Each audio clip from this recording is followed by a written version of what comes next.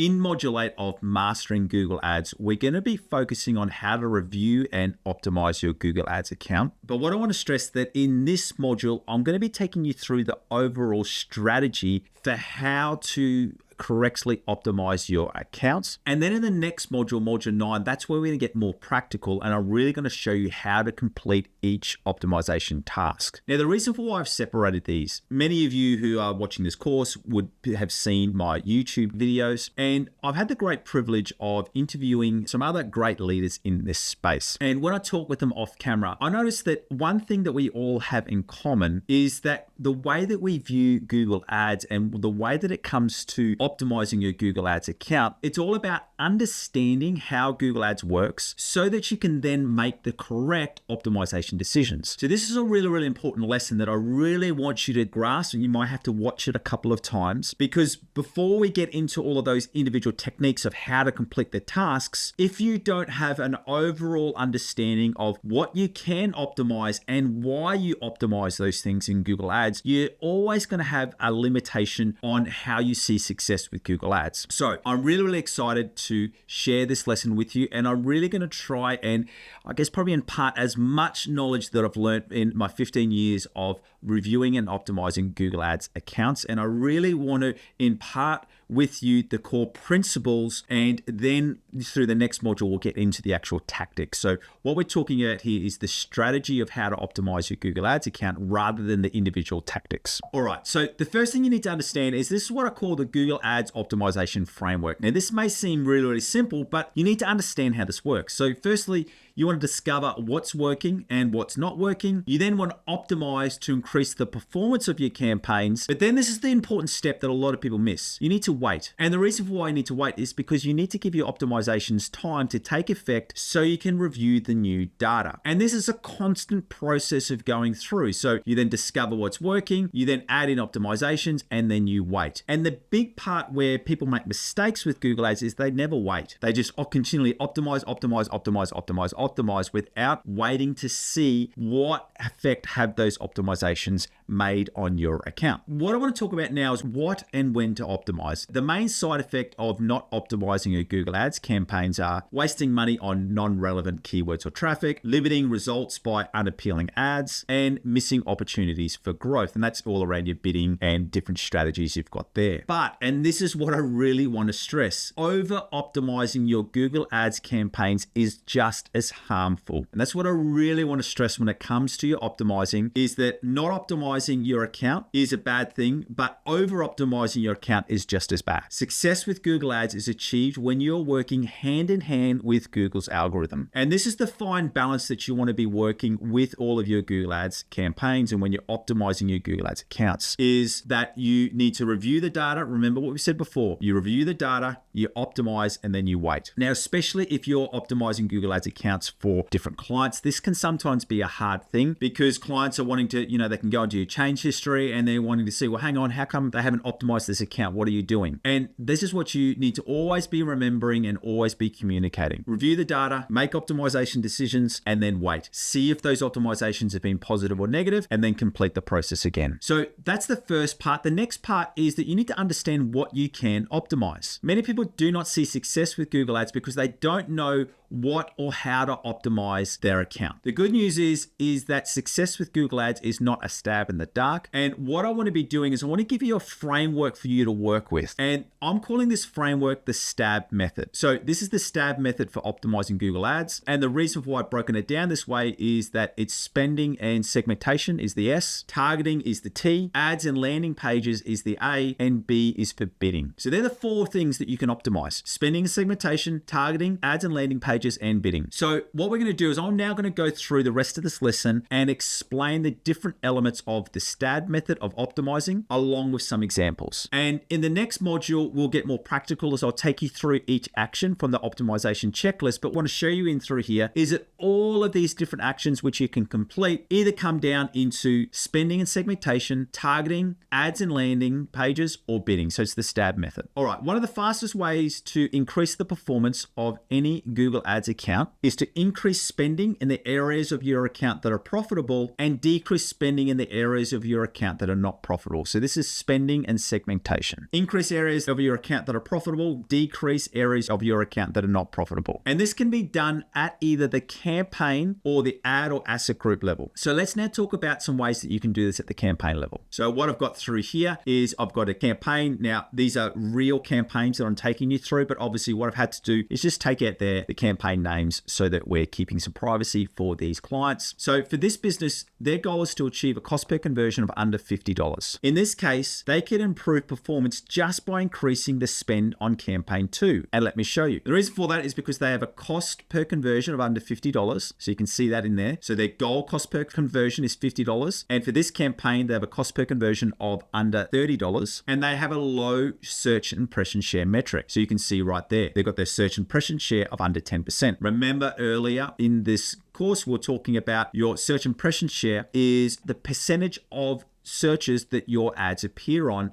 that are relevant to your search terms. So that search impression share of under 10% means that they are only appearing on less than 10%. So less than 10 out of every 100 ads that they could be appearing for. So we know with this one, an easy way to increase the performance of this account is to increase the spend on campaign 2. Why? Cost per conversion is low, it's achieving the results, and the search impression share is low. Now with the top campaign, yes, they've also got a search impression share, which is low at 11%, but their cost per conversion needs more work. So what we do in this situation at the campaign level is campaign 2 is ready to scale. Let's start increasing the budget. Campaign 1 needs to work on that cost per conversion and then increase the spend further. That right there is the absolute easiest way to increase the performance of any Google Ads account. Just go through, check the search impression share, check the conversion metrics, and if the conversion metrics are within target and you've got a low search impression share, you can start increasing the spend of that campaign. For this one, they then continue to complete more optimizations on campaign 1 to lower the cost per conversion before increasing the spend for that campaign. Once again, as we said, because the cost per conversion is above 50 and the goal for this client is to have a cost per conversion below 50. So while campaign 1 also has a low search impression share, they need to first lower the cost per conversion before adding in more spend. Now, the other thing is this can also be done at the ad group level. So we spoke about it then at the campaign level, spending and segmentation. This is now how we do it at the ad group level. Of the 7 active ad groups, if you have a look through here, they've got 7 ad groups. Only 3 are profitable and producing conversions, with ad groups 3 and 4 taking a combined 30% of the spend with no conversion. So what we're looking at through here is we're looking at the conversions and then we're looking at the spend. By pausing these 2 ad groups, that would allow more spend to be spent on the profitable areas. So this is another benefit of using keyword themes and grouping them together into different ad groups. In the scenario here, we're looking at this campaign. We look at the ad group level and we go, hang on, we've got 2 ad groups here that are spending money, and in this case, they're spending around about 30% of the total budget with no conversions. So let's pause those ad groups, which then allows more money to be spent on the campaigns which are profitable, which is especially ad group 1, 2, and 5. So asset group 5 has the best conversion value cost at 4.33, so 400% ROAS, but is spending less than 3% of the total campaign spend. So what we're also doing, if we pause those campaigns which are not spending, we are then forcing Google to spend more areas on these other asset groups. So for this one, this isn't a performance max campaign. So what we're doing in through here is we're seeing that there's 5 asset groups and there's 1 asset group which has got a really high ROAS but a low spend. So adding in segmentation and moving this asset group 5 to its own campaign allows the user to see if the higher conversion metrics are maintained with a higher level of spending. So what we've done through these 3 examples, it's all about the same principles. We're not making any other optimizations apart from we're reviewing to see where we're spending money.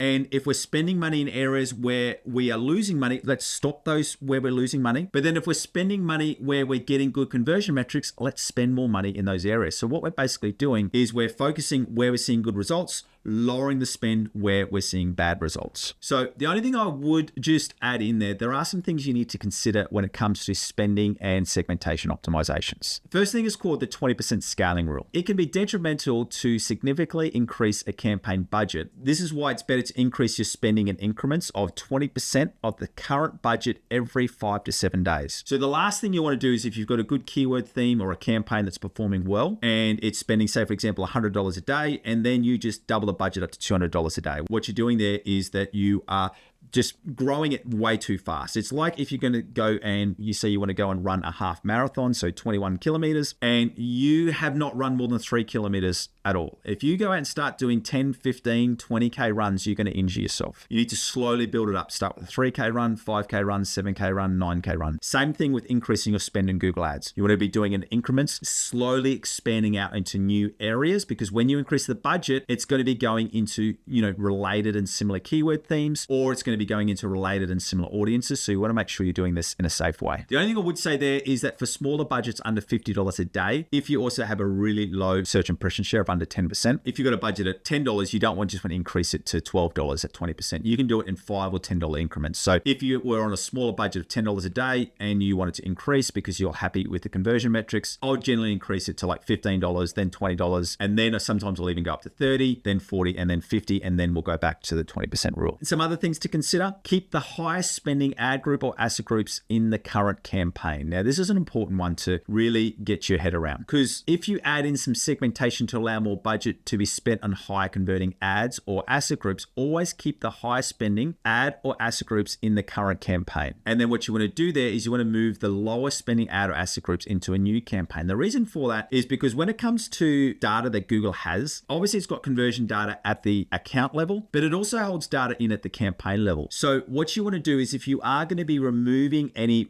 good performing asset groups that have a low spend, you want to keep the high spending asset groups or high spending ad groups in the current campaign. So never take out the high spending ad group and put it into a new campaign. Always keep the high spending ad groups in the current campaign and break out lower spending ad or asset groups to a new campaign. Also as well, when you are breaking anything out to a new campaign, is be mindful of the recent daily spend. So for example, if you had an ad group that was only averaging a spend of $25 a day for the last $30, there is a risk in starting a new budget at $100 a day. The safest option would be to start the campaign budget at $25 plus 20%. So what you're looking at is the current budget and then adding a little bit. Remember the $50 rule. Like, you may want to go, look, if you think you're pretty confident that this will go well, you may just want to increase that to 50. But remembering that if you're adding in a lot more volume, you may not see those same results. So that's why we want to keep it around about the same spend and then just slowly scale it up from there. So the big thing with spending and segmentation, what we're doing there across all of those optimizations, and that's the first real lever we can use, is to break it down. What we're doing there is we're looking at where in the account are we getting good results? Let's spend more money there. Where in the account are we getting poor results? Let's either stop the spending or limit the spending until we continue extra optimizations, and then we can increase the spending in those areas. All right, so that's spending and segmentation. Now let's talk about targeting. And optimizing by targeting is where you limit or expand where your ads are showing by keywords, locations, devices, audiences, demographics, time of day of the week,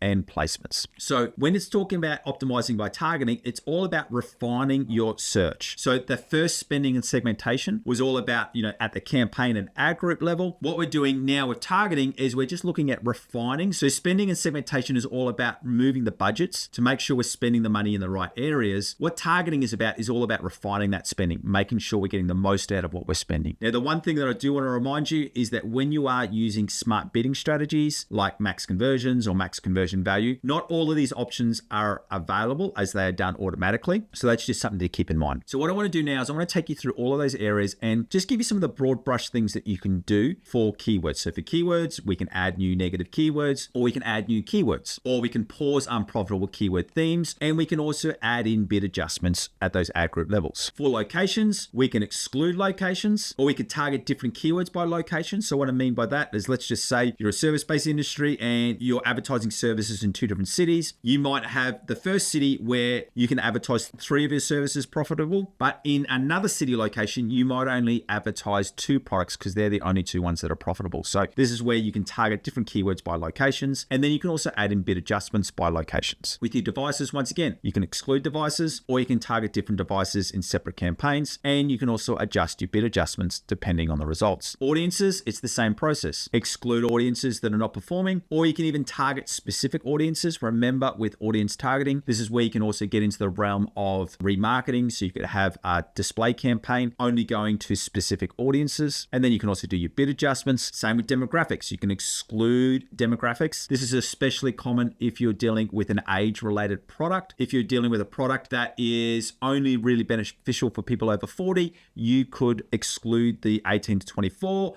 or the 25 to 35 age brackets. Time of the day of the week, this is all about reviewing if there's any areas where you're spending a high lot of spend with no conversions. Remembering with this as well is that if you're ever getting any time of the day or day of the week or audiences or demographics, if they're spending low with no conversions, that's not a problem. You only really want to add in exclusions if they're spending high with no conversions. And then same thing with your placements. You can exclude underperforming apps and websites and target specific content placements and then your bid adjustments. So really when you look across all those things, there's really three main levers: excluding and targeting, and then adding in bid adjustments. And now let's talk about our ads and landing pages. And what I want to give you is I want to give you some examples of what you can achieve with better ads. And then we also will go into some landing pages, and this will follow on from, you may remember in the module about landing pages. What I want to do now is really give you some specific examples of the difference that ads and landing pages can make to your campaigns. So since Google switched to responsive ad formats in which you enter in multiple headlines, descriptions, images, or videos, there is a perception that ad copy testing is no longer required. Now let's look at some current real account examples. Once again, these are real account examples. And with this, I have hidden as much as I can to keep obviously account privacy. But for this business, we removed generic statements about saving money and added a percentage and real dollar value saving. So for this one, previously they were just saying things like foot pain assessment, save on our foot pain assessment. And what we did is say, well, let's add in how much they're actually going to save, so 65% off, and how much it's actually going to cost, $40. This is what happened. We made those changes in May, and you can see from here, changing their ad copy saw a 182% increase in their click-through ratio. So just by making that change, we took their click-through ratio from 4.86 up to 8.85. So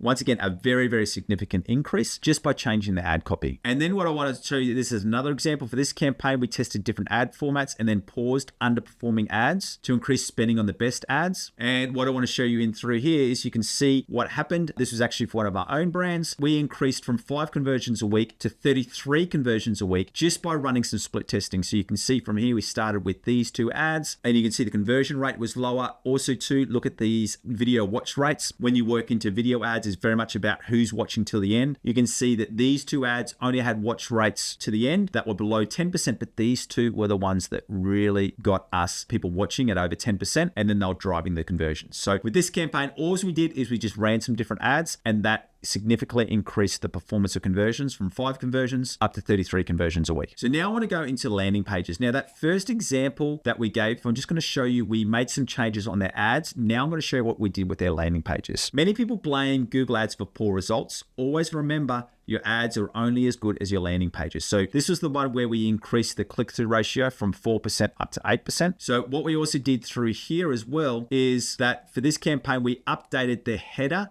headline, and design. Now, it doesn't look like we did much. This is what was happening previously. So what we did is we just made this header a little bit less wordy. Remember when we said in the landing page about the top of the fold, and what you want to make sure, it's easy to read so that people very, very clearly know what you're talking about. So you can see here, say goodbye to foot pain without orthotic surgery or drugs, experience relief using our cutting edge laser treatment. We pretty much said the same thing. All we just did is we just added in some extra colors, did it in an easier to read format, and this is what started to happen. The other thing that we did do as well, if you just cleaned up some of the spacing and added in this extra call out message in here, just saying over 80% of Australians will have plantar fasciitis, sorry if I've pronounced that wrong, at some point in their lives, and this is what happened. These changes saw a 136% increase in their conversion rate. So we went from 14% up to 19%, and you can see here, it just increased up through there. So this is what we did by updating their ads and their landing pages. We saw a significant increase in their click-through ratio and also their conversion rates. So don't just think that because Google is running responsive search ads that you don't have to do anything. Running manual split testing and also optimizing your landing pages can make the world of difference for your business. All right, now let's talk about the 4th area for where you can optimize, and this is bidding. And bidding is where you give Google control of your campaign to bid higher or more aggressively for searches that are more likely to convert. You're giving Google the power to prioritize spending on the best performing locations, devices, networks, and also days and hours of the week, and focus spending in the best performing keyword themes. So when I said remember with these targeting options, the main areas when you add in a smart bidding strategy, Google takes control over these areas. So takes control over the bidding for locations, devices, networks, days of the week, and also your audiences. So you can still optimize your ads, you can still optimize your keywords, but you can't optimize or add any bid optimizations to different locations or devices or audience, and also the days of the week. And the way that Google does this is it leverages the conversion data in your account to make these decisions or assumptions. Now, I'm just going to give some examples here because there's actually a whole nother module where we really dive into how to set up your bidding strategies correctly. But what I just want to show you in through here, so I just want to show you some real account examples once again of what happens when you get your bidding setting right. So the types of bidding that are available in Google Ads is you can target by target and presence share. And this allows you to set a target position and visibility you want your ads to be seen. So what we're basically saying in this bottom line, hey Google, appear in 90% of our searches in the top #1 position. For maximize clicks, it focuses on getting you the highest number of clicks for your budget. So it's pretty much you saying, hey Google, get me as many clicks as possible for $10 a day. Maximize clicks with a CPC limit is pretty much the same, but it focuses on getting you the highest number of clicks for your budget with a capped CPC. So it's like you saying, hey Google, get me as many clicks as possible for $10 a day without spending more than 45 cents a click. Maximize conversions focuses on getting you the most number of conversions possible. So it's like you saying, hey Google, get me as many conversions as possible for my budget. Maximize conversion value, pretty much the same thing, but you're just saying, hey Google, get me as much money as possible. So it's focusing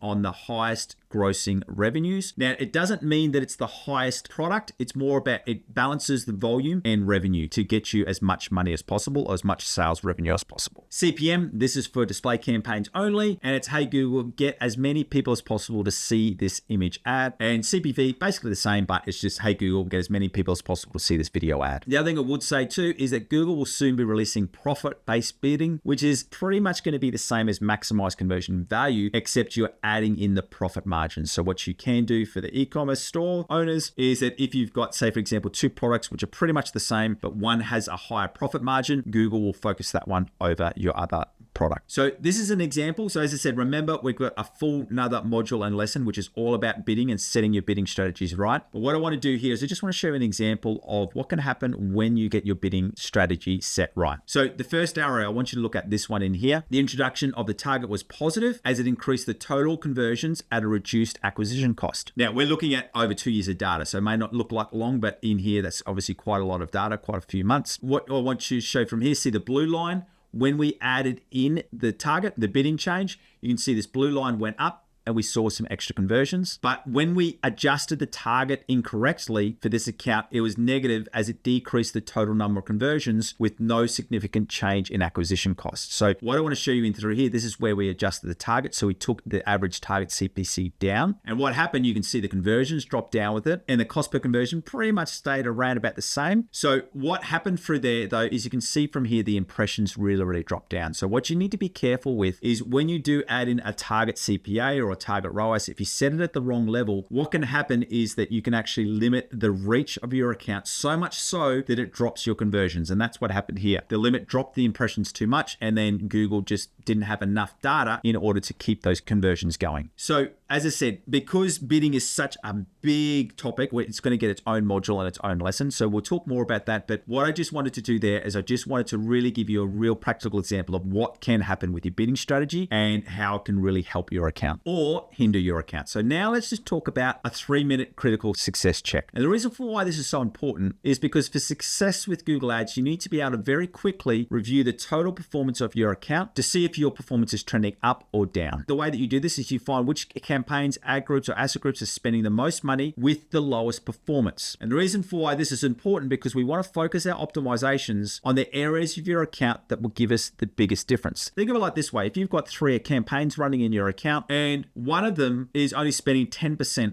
of your total budget. Even if you increase the performance of that campaign, if you double it, because it's only got 10% of your spend, it's not going to make a big difference to your business. Whereas if you've got a campaign which is spending 80% of your budget, any improvements to that campaign is going to have a real big difference for your business. So the first thing that you want to be doing, and what I want to introduce here is the concept of triage. Now, triage is very much a medical term. Just imagine you have an accident and you've got, broken arms, but you've also got a small little damage to your toe. The doctors would definitely go and fix up your toe, but your broken arms are going to be more important. So it's more about looking at focusing on the important parts of your campaign first before you get to the parts of your campaign which are not as important. Then what you want to do is when you've found the problem areas, the next step is to find the exact reasons for poor performance. So what you're doing here is you're finding out where the problem areas are, and then you go in and try and fix up those problem areas. A great way that I do this is by using the overview screen, and it's a great tool that allows you to quickly check core KPIs and see trends. So the reason why I love this is it allows you to check up to 4 KPIs at a time. For example, cost conversions, cost per conversion, conversion rate. You can then also compare any date range, and then you can add in the previous period. So if you're looking at the last 7 days, it can compare the previous 7 days beforehand. If you're looking at the last 30 days, it compares the